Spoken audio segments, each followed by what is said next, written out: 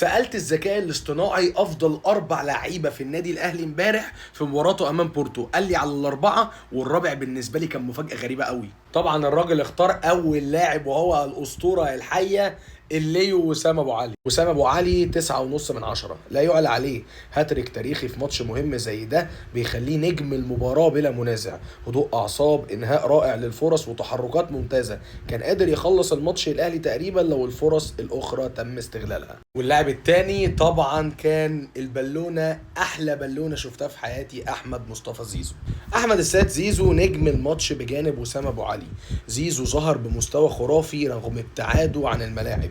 صنع ركله جزاء وساهم في اغلب الهجمات الخطيره. تمريراته كانت دقيقه ورؤيته ممتازه. اما اللاعب الثالث بقى فهو حبيب قلبي من جوه، محمد بيه علي باشا بن رمضان. محمد علي بن رمضان 8 من 10، كان من افضل اللاعبين في نص الملعب، ديناميكي جدا، سجل هدف وصنع فرص كتيره، ومجهوده كان واضح طول الماتش. رحبوا معايا برقم 4 حمدي فتحي، 7 من 10، نقطة إيجابية في خط الوسط.